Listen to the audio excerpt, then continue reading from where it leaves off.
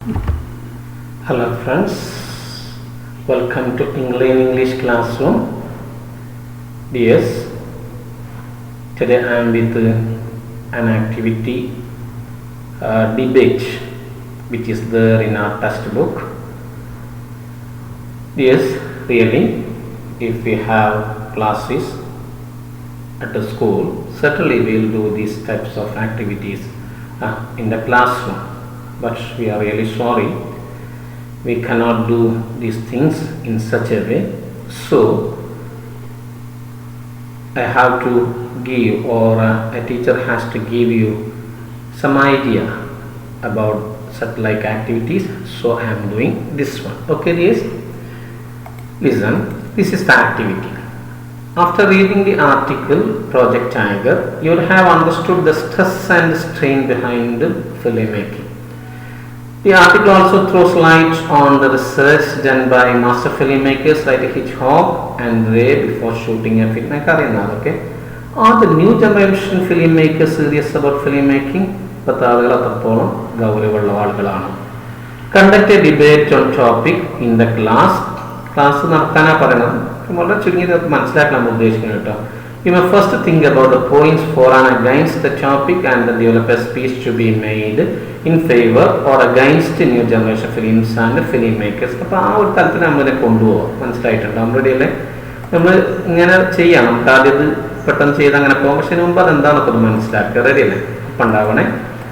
What is a debate? Debate is a formal argument or discussion of a question with two or more opposing speakers. രണ്ടോ അതിലധികമോ പരസ്പരം വൈരുദ്ധ്യമുള്ള ആശയങ്ങൾ വരുന്ന ഒരു ചോദ്യത്തിൻ്റെ ചർച്ചയാണ് എന്തെന്ന് പറഞ്ഞാൽ ഇൻഫോർമൽ ആവട്ടോ. എന്ത് പറഞ്ഞാൽ ഡിബേറ്റ് എന്ന് പറഞ്ഞാൽ. റെഡിയല്ലേ? ഓക്കെ. പോയിന്റ്സ് റിമെമ്പർ, നിങ്ങൾ ചെയ്യുമ്പോൾ എന്തൊക്കെയോ ശ്രദ്ധിക്കേണ്ടത് ഡിബേറ്റ് പങ്കെടുക്കുമ്പോൾ. Speak clearly, express your ideas and appropriate question. നമുക്കറിയുന്നതാണ്, വ്യക്തമായി നമ്മൾ കാര്യങ്ങൾ പറയണം. There cannot be any interruptions. ഒരാൾ സംസാരിക്കുമ്പോൾ ഇടപെടുക അല്ലെങ്കിൽ മറ്റുള്ള ശല്യപ്പെടുത്തുകയൊന്നും ചെയ്യരുത്. You have to, speakers must wait their turn. അതായത് നമ്മൾ കൂടെ കാത്തു നിൽക്കണം, ക്ഷമയോട് കൂടി അത് കേട്ട് അതിനനുസരിച്ച് പ്രതികരിക്കണം. The rules should be strictly followed. നമ്മൾ ഡിബേറ്റ് എടുക്കുമ്പോൾ ഇങ്ങനെ എത്ര സമയം എടുക്കാം, അങ്ങനെ അതുപോലെ തന്നെ ആരൊക്കെ പറയാം, അങ്ങനെയൊക്കെ പറയാൻ റൂൾസ് ഉണ്ടാക്കണം. വരും, അത് ആ സ്റ്റെപ്പിൽ വരും. അത് നമ്മൾ കൃത്യമായിട്ട് പാലിക്കേണ്ടതുണ്ട്. അതേപോലെ maintain respective and neutral environment എന്ന് പറഞ്ഞാൽ വളരെ സ്നേഹം, പരസ്പരം ബഹുമാനം, അതുപോലെ തന്നെ എന്ത് കാണിക്കുന്ന ഒരു ന്യൂട്രൽ എന്ന് പറഞ്ഞാൽ ഒരു പക്ഷം പിടിക്കാത്ത, പ്രത്യേകിച്ചും മോഡറേറ്ററോ അല്ലെങ്കിൽ ഓർഗനൈസറോ ഒക്കെ പക്ഷം പിടിക്കാത്തൊരു അന്തരീക്ഷം ഉണ്ടാവണം. റെഡി അല്ലേ? ഓക്കെ. അപ്പം എന്താ ഡിബേറ്റ് എന്ന് കിട്ടി. ഇപ്പോൾ പറയേണ്ട ശ്രദ്ധിക്കേണ്ട കാര്യങ്ങൾ മനസ്സിൽ വന്നു. ഇനി എങ്ങനെയാണ് നമ്മൾ ഡിബേറ്റ് തയ്യാറാവുക? ഫസ്റ്റ് നമ്മൾ ചെയ്യേണ്ടത് develop the resolution to be debate. നമുക്കൊരു ടോപ്പിക് വേണം ഡിബേറ്റിനുള്ള. നമുക്ക് ഇവിടെയുള്ള ടോപ്പിക് ഇതാണ്. Are the new generation film makers serious about film making. ചിലപ്പോൾ മിക്കവാറും ഇത്തരം പ്രപ്പോസൽ വരുമ്പോൾ ഇങ്ങനത്തെ ചോദ്യരൂപത്തിലൊക്കെയാണ് ഉണ്ടാവുക. റെഡി അല്ലേ? അപ്പോൾ നമുക്ക് എസും നോയും പറയാം. അഫേം ചെയ്യുന്നൊരു കൂട്ടരുണ്ടാവും, നെഗേറ്റ് ചെയ്യുന്നൊരു കൂട്ടരുണ്ടാവും. റെഡി അല്ലേ? ഓക്കെ. പിന്നെന്താ ചെയ്യേണ്ടത്? Organise the team. ക്ലാസ്സിൽ രണ്ട് ടീമായിട്ട്, രണ്ട് ഗ്രൂപ്പായി തിരിക്കും. ബാക്കിയുള്ളൊരു ഓഡിയൻസ് ആക്കാം. അതല്ല, മൊത്തത്തിൽ തന്നെ രണ്ട് ഗ്രൂപ്പാക്കി, അങ്ങനെയൊക്കെ പല രീതിയിൽ ചെയ്യാൻ പറ്റും. Establish rules of debate including time line. എത്ര സമയം സംസാരിക്കണം, എങ്ങനെയൊക്കെയാണ് ഈ കാര്യങ്ങളൊക്കെ നേരത്തെ നമ്മൾ തീരുമാനിച്ച നിയമം പോലെ ആക്കേണ്ടതുണ്ട്. Research topic and prepare logical argument. നന്നായി പഠിച്ച് നമ്മളതിൻ്റെ വാദങ്ങൾ ഉണ്ടാക്കണം. Gather support evidence. തെളിവുകൾ ഉണ്ടാക്കണം. Sample for question take. നമ്മളെ നിലപാടിനുള്ള സപ്പോർട്ടുള്ള തെളിവുകൾ ഉണ്ടാക്കണം. ആൻസർ നമുക്ക് ചാർട്ടുകളോ റിപ്പോർട്ടുകളോ ഒക്കെ കൊണ്ടുവരട്ടോ. അത്ര വിശദമായിട്ടുള്ള ചർച്ചയിലാണ് നമ്മളിപ്പോൾ ഇതിലിപ്പോൾ അത്രത്തോളം പോകില്ല. പക്ഷെ വിശദമായ ചർച്ചയിലെ കാര്യങ്ങളൊക്കെ ഉണ്ടാവാം. Anticipate counter arguments and prepare rebuttals എന്ന് പറഞ്ഞ് ഇങ്ങനെയൊക്കെ എതിർപ്പ് വരാം, ഇങ്ങനെയൊക്കെ വാദം വരാമെന്ന് മുന്നിൽ കണ്ടുകൊണ്ട് നമ്മൾ മറുപടികൾ. റെഡിയല്ലേ? കൗണ്ടർ ആർഗ്യുമെന്റ് ആണ് റിബട്ടൽസ്. അത് നമ്മൾ ഉണ്ടാക്കണം. Team members plan order and content of speeching the debate. അത് വളരെ പ്രധാനമാണ്. ഒരു ഗ്രൂപ്പ് കുറേ ഉണ്ടാവും. അതിൽ ഞാൻ ഇന്നത് പറയുന്നു, ഇന്നാൾ ഇന്നത് പറയുന്നു, ഇന്ന പോയിന്റാ പറയുന്നത് എന്നെന്ത് ചെയ്യണം, എപ്പോഴാണ് പറയുന്നത്, അത് കറക്റ്റ് പ്ലാൻ ചെയ്യണം. അല്ലെങ്കിൽ ആ കൺഫ്യൂഷൻ ഉണ്ടാവും. Prepare room for debate. സൗകര്യപ്രദമായ സംവിധാനം ഉണ്ടാവണം. Establish expectations if any for assessment of debate. നമുക്ക് വേണമെങ്കിൽ ചെയ്യാവുന്നൊരു പണിയാണ്. അതായത് ഡിബേറ്റ് നമുക്കത് വിലയിരുത്താനുള്ള സംവിധാനങ്ങളുമാണെങ്കിൽ നമുക്ക് എന്ത് ചെയ്യാം, ഉണ്ടാക്കാം. അത് മസ്റ്റല്ല, ടീച്ചേഴ്സ് ചെയ്യേണ്ടതാണ്. ഇത്രയും കാര്യങ്ങളാണ് അതിന് വേണ്ടി നമ്മൾ ഒരുക്കുന്നത്. റെഡി അല്ലേ? ഇനി നൗ സീ എങ്ങനെയാണ് ഡിബേറ്റിന്റെ സ്റ്റെപ്പുകൾ എന്തൊക്കെയാണ്. ആദ്യം affirmative group receives 2 minutes to present the case to audience. ഏറ്റവും ബേസിക് ആയ കാര്യമായിട്ട് അത് വളരെ നീട്ടിപ്പ് ഡിബേറ്റ് കൊണ്ടുപോകാം. നമ്മൾ വളരെ ബേസിക് ആയ കാര്യങ്ങൾ മാത്രമേ പറയുന്നുള്ളൂ. വേണമെങ്കിൽ ഒരു ഇൻട്രഡക്ഷൻ ആവാം, ഒരു മോഡറേറ്ററോ അല്ലെങ്കിൽ ആ ഓർഗനൈസ് ചെയ്യുന്ന ആള് ടോപ്പിക് എന്താണ്, പ്രൊപ്പോഷൻ എന്താണ്, അല്ലെങ്കിൽ പിന്നെ റെസൊല്യൂഷൻ എന്താണെന്നൊക്കെ അവതരിപ്പിക്കുന്ന ഒരു സംഗതി ഉണ്ടാവാം, വളരെ ചുരുങ്ങിയത്. ഇതിനുശേഷം പിന്നെ എന്താ ഉണ്ടാകുന്നത്, അഫർമേറ്റീവ് ഗ്രൂപ്പ് യെസ് പറയുന്ന ഒരു ചോദ്യം വന്നാൽ കണ്ടല്ലോ, നമ്മൾ ഒരു യെസ് എന്ന ക്വസ്റ്റ്യൻ പോലെയാണ് ടോപ്പിക്ക് വന്നത്, റെസൊല്യൂഷൻ വന്നത്. അപ്പോൾ നമുക്ക് എന്ത് ചെയ്യാം, അതിന് യെസ് പറയുന്ന ടീം എന്ത് ചെയ്യാം, 2 minute കൊണ്ട് അവരെ കാര്യങ്ങൾ അവതരിപ്പിക്കാം. നെഗറ്റീവ് ഗ്രൂപ്പിന് അടുത്ത 2 minute കൊടുക്കുക. ടൈമൊക്കെ നമ്മൾ നേരത്തെ തീരുമാനിക്കും. 2 എന്നൊക്കെ വെറുതെ ഒരു ജസ്റ്റ് ഒരു റൂൾ പോലെ പറയാണ്, നിങ്ങൾക്ക് അതൊക്കെ മാറ്റം വരുത്താം. റെഡിയല്ലേ? ഈ 2 കൂട്ടം പറഞ്ഞതിന് ശേഷം both teams receive 2 minutes to prepare rebuttal and summary. 2 തീരുമാനം കണ്ടതിന് ശേഷം പോലെ കുറെ ഐഡിയകൾ കിട്ടിയിട്ടുണ്ടാവും. അപ്പൊ അത് എന്ത് നമുക്ക് മുൻകൂട്ടി പറയാൻ പറ്റില്ല.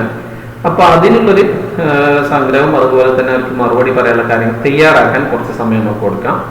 പിന്നെ എന്നിട്ട് അതെന്ത് ചെയ്യുക, അവർ പറയാനുള്ള അവസരം കൊടുക്കാം. പക്ഷെ അത് കൊടുക്കുമ്പോൾ നമ്മൾ എന്താ ചെയ്യുക, റിവേഴ്സ് ചെയ്യുക ഓർഡർ എന്ന് പറഞ്ഞാൽ ആദ്യം അഫർമേറ്റീവ് ഗ്രൂപ്പിനാണ്, ഇപ്രാവശ്യം നെഗറ്റീവ് ഗ്രൂപ്പിന് ഫസ്റ്റ് കൊടുക്കും. ആദ്യം അവർ പറയും, അതിനുശേഷം അഫർമേറ്റീവ് ഗ്രൂപ്പ് പിന്നെ പറയും. എന്നിട്ട് അത് സമ്മപ്പ് ചെയ്തിട്ട് എന്ത് ചെയ്യും, ഡിബേറ്റ് കൺക്ലൂഡ് ചെയ്യും. ഇതാണ് ഏറ്റവും സിമ്പിളായ ബേസിക് ആയ റൂൾ. ഇത് കുറെ നീണ്ടു പോവാം. ക്ലാസ്സിലൊക്കെ ആകുമ്പോൾ ടീച്ചേഴ്സിന് കൺക്ലൂഡ് ചെയ്യാം, വലിയ പരിപാടിയൊക്കെ മോഡറേറ്റർക്ക് വേണമെങ്കിൽ കൺക്ലൂഡ് ചെയ്യാം, ഒക്കെ രീതിയിൽ പോകാം. എന്തായാലും ഏറ്റവും മിനിമം ഈ കാര്യങ്ങളൊക്കെ അതിലുണ്ടാവണം. റെഡി അല്ലേ? ഇനി നമ്മൾ സംസാരിക്കുമ്പോൾ വളരെ പ്രധാനപ്പെട്ട ഒരു ആശയമാണ്, നമുക്ക് അവിടെ വേണ്ടി വരിക 2 ഗ്രൂപ്പായി നമ്മൾ സംസാരിക്കുമ്പോൾ sometimes we have to agree or disagree.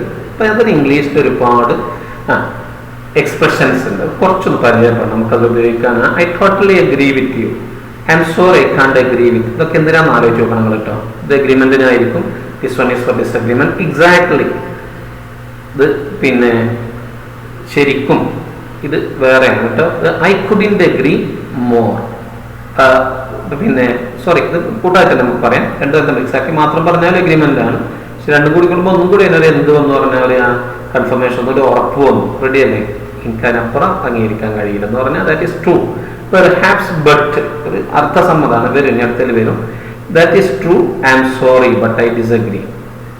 പിന്നെ I'm afraid that is in the right, you are absolutely right, that may be case however nonsense, that makes no sense. മക്കൾ ശ്രദ്ധിക്കേണ്ടത്, ഈ എക്സ്പ്രഷനിൽ നമ്മൾ 3ആയി തിരിക്കാൻ പറ്റും. ഒന്നാമത്തത് ഫുള്ളി അഗ്രി, രണ്ടാമത്തത് കംപ്ലീറ്റ്ലി ഡിസഗ്രി, മൂന്നാമത്തത് partially agri.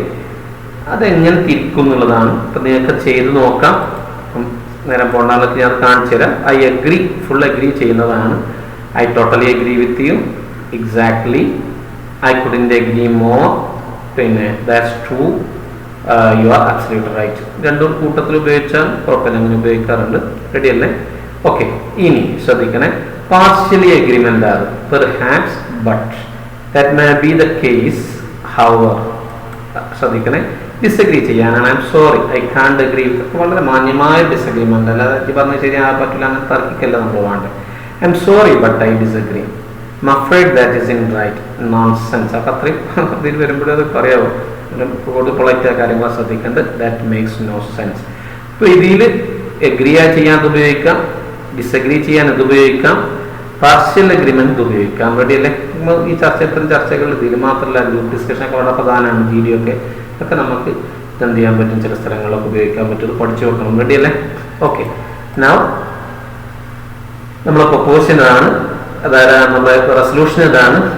R the new generation film maker serious about film make. ഇതാണ് ടോപ്പിക്, അറിയാലോ. Now these are can be the following points. ചെറിയൊരു ഹിന്റ് തരാണ്, അതിന്റെ ക്ലൂസ് തരാണ്. ഈ കാര്യങ്ങളൊക്കെ വെച്ചിട്ട് നമുക്ക് ഞാൻ ചർച്ച ചെയ്താൽ നമ്മൾ ക്ലാസ്സിൽ നമ്മൾ ചെറുതായിട്ട് ഇതിനെക്കുറിച്ച് പറഞ്ഞിട്ട് നമുക്ക് ഓർമ്മ ഉണ്ടോ, എന്നാൽ വിശദീകരിക്കണില്ല, നിങ്ങൾക്കറിയാത്. ഈ തലങ്ങളിലൊക്കെ നമുക്ക് ആലോചിക്കാം, ആശയങ്ങളോ ആർഗ്യുമെന്റും കിട്ടാൻ. അതിന് വേണ്ടി അത് കാണിക്കുന്നത്. റെഡി അല്ലേ? അങ്ങനെ കിട്ടിയ ആശയങ്ങളാണിത്. ഇത് ഫോറാണ്, ഇത് അഗൈൻസ്റ്റ് ആണ്. റെഡി അല്ലേ? ഇത്രയും പോയിന്റുകൾ കിട്ടിക്കഴിഞ്ഞാൽ നമുക്ക് എന്ത് തുടങ്ങാം, ഡിബേറ്റ് തുടങ്ങാം. റെഡി അല്ലേ? തുടങ്ങാണ്. ഗ്രൂപ്പ് ബി ആണ് തുടങ്ങുന്നത്. അഫർമേറ്റീവ് ഗ്രൂപ്പിനാണ് ഫസ്റ്റ് ചാൻസ് കൊടുക്കുന്നത്. അതിന് മുമ്പ് വേണമെങ്കിൽ ഓർഗനൈസർക്കോ അല്ലെങ്കിൽ മോഡറേറ്റർക്കോ വേണമെങ്കിൽ എന്ത് ചെയ്യാം, മോഡറേറ്റർ നന്നായിട്ട് ഒരുപാട് റോളൊന്നും ഉണ്ടാവില്ല, പക്ഷെ വേണമെങ്കിൽ ഈ കാര്യങ്ങൾ പറയാം, ജസ്റ്റ് എന്തെങ്കിലും കാര്യങ്ങൾ വരും മാത്രം ഇടപെടാം, അങ്ങനത്തെ ഒരു മോഡറേറ്റർ വേണമെങ്കിലാവാം. അപ്പം എന്തായാലും നമ്മൾ തുടങ്ങുന്ന മോഡറേറ്ററിൻ്റെ സങ്കല്പത്തിലാണ് respected moderator and dear friends എന്ന് പറഞ്ഞു. We favour the new generation filmmakers because they use cameras and camera technique that are advanced. The use of computer graphics make film making easier and less time consuming. It made what was impossible in olden days possible. It made what was impossible in the olden days possible. പണ്ട് നടക്കാൻ സാധ്യതയില്ലാത്ത സംഗതികൾ ഇപ്പം നടത്തി എന്നതിനർത്ഥം technology വികസിച്ചതുകൊണ്ട്. The modern technology makes editing easier. ചെറിയ കുഴപ്പങ്ങളൊക്കെ മറക്കാനും പെട്ടെന്ന് edit ചെയ്യാനൊക്കെ നമുക്ക് പറ്റുന്ന ടെക്നോളജിയിൽ. They use different types of shots and virtual images. They are low budget films and hence the loss also will be minimum. They welcome new stars. പഴയ ആൾക്കാരെ മാത്രമല്ല പുതിയ ആൾക്കാർക്ക് അവസരം കൊടുക്കുക. They to reflect the social life. സിനിമകൾ പൊതുവിൽ മറ്റൊരു പോലെ അനുകൂലിച്ചല്ലേ നമ്മൾ പറയുന്നത്, സമൂഹ ജീവിതത്തിനെ പ്രതിഫലിപ്പിക്കുന്നത്. The new generation filmmakers take risks and make research. അവരുടേതായിട്ട് റിസ്ക് എടുക്കുന്നുണ്ട്, അതുപോലെ റിസർച്ച് നടത്തുന്നുണ്ട്. അപ്പോൾ അത് ഇവർ പൂർണ്ണമായിട്ടും ഈ ടീം പറയുന്നത് ന്യൂ ജനറേഷൻ പിന്നെ ഫിലിം മേക്കേഴ്സിന് അനുകൂലമായിട്ടാണ്. റെഡി അല്ലേ? അപ്പോൾ ആ ചോദ്യത്തിന് അഫ്രം ചെയ്യുന്ന രീതിയാണ്. റെഡി, റിസ്ക് എടുക്കുന്നുണ്ടോ? ഉണ്ട് എന്നതിൻ്റെ അർത്ഥം പറഞ്ഞിട്ടാണ് പറയുന്നത്. Now, ഗ്രൂപ്പ് ബി ആണ്. Good morning one and all. Respected moderator and dear friends, we have been carefully listening to the argument put forward by group B. നമുക്ക് അങ്ങനെ പറയാം. Ready? Okay, we are sorry to say that we can completely agree with the wisdom. കണ്ടൊരു expression ഉപയോഗിച്ചു മാന്യമായ രീതിയിൽ എന്ത് ചെയ്തു, വിയോജിച്ചു.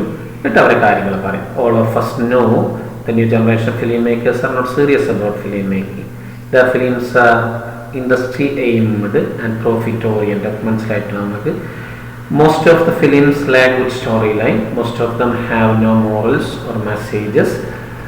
Some are mere imitation of Western films. There are low quality meaningless songs. They are not at all meaningful and inspiring. ഒരു പാട്ടുകളെ കുറിച്ചായി വേഗം ഉദ്ദേശിക്കുന്നത്. Most of them are not art oriented. Sometimes there is vulgarity in dialogues. We meet an inappropriate climax. Some plots are inconceivable. എന്ന് പറഞ്ഞാൽ വിശ്വസിക്കാൻ പറ്റാത്തതാണ്, ചില കഥകൾ ഉൾക്കൊള്ളാൻ പറ്റാത്തതാണ്. The new generation filmmakers never take risks and make researches. അറിയാലോ, അപ്പോൾ അതിനെ കൗണ്ടർ ചെയ്തു. എന്നാൽ കുറേ കാര്യം രണ്ടു കൂട്ടരും പറഞ്ഞു. അപ്പോൾ കുറേ ആശയം കിട്ടിയിട്ടുണ്ടാവും. ഇത് തുടർന്ന് പോവുകയാണെങ്കിൽ നമ്മൾ ചെയ്യുക, അടുത്തത് ആർക്കായിരിക്കും കൊടുക്കുക, അത് വരും. അടുത്തതിൽ എന്താ ചെയ്യുക? ഈ രണ്ടാ കൂട്ടം കേട്ടപ്പോൾ അതിൻ്റെ കൗണ്ടർ ആർഗ്യുമെന്റ്സ് തയ്യാറാക്കാൻ ആദ്യം ചെയ്യുക. റെഡി അല്ലേ? എന്നിട്ട് എന്ത് ചെയ്യും? നെഗറ്റീവ് സൈഡ് ആദ്യം അവരുടെ റിപ്പോർട്ടിലും സമ്മറി പ്രസൻറ്റ് ചെയ്യണം. അതിനുശേഷം അഫർമേറ്റീവ് ടീം പ്രസൻറ്റ് ചെയ്യും. അതോടുകൂടി എന്ത് ചെയ്യും? ഡിബേറ്റ് കൺക്ലൂഡ് ചെയ്യും. ഇത് ഏറ്റവും സിമ്പിളായ ഫോമാണ്. തുടർന്ന് പോവാം. ഡിബേറ്റ് കൺക്ലൂഡ് ചെയ്യപ്പെടും. സ്വാഭാവികമായിട്ടും ഇങ്ങനെ രണ്ടു കൂട്ടം പറയുമ്പോഴും നീ വേണമെങ്കിൽ ടീച്ചർക്കോ മോഡറേറ്റർക്കോ ഒക്കെ എന്ത് ചെയ്യാം? ആ പണി ചെയ്യാം. ഓക്കെ അല്ലേ മക്കളെ? ഇനി ഇതേപോലെ നിങ്ങൾ ശ്രമിക്കേണ്ട ഒരു സതെന്നുള്ള ബുക്കുള്ളത് തന്നെയാണ്. Who do you think is the real film maker, the director or producer? എൻ്റെ ചോയ്സ് അവിടെ ഉണ്ട്. ഡയറക്ടർ അഫൈൻ ചെയ്യാം, അത് അല്ലാതെ എന്നെ നെഗേറ്റ് ചെയ്യാം, ഇദ്ദേഹത്തെ എന്ത് ചെയ്യാം? അഫൈൻ ചെയ്യാം, ഡയറക്റ്റ് ചെയ്യാം. അപ്പോൾ എന്തായാലും ഈ കാര്യങ്ങൾ വെച്ചിട്ട് നിങ്ങൾക്ക് ഇതേപോലെ ഒന്ന് ചെയ്ത് നോക്കാം. Okay, hope you have learn what we have discuss. എന്ന ഡിബേറ്റിനെ കുറിച്ച് ചെറിയൊരു ധാരണ കിട്ടിയിട്ടുണ്ടാവുമെന്നാണ് തോന്നുന്നത്. അപ്പോൾ thank you for watching. Meet you again. Till then good by.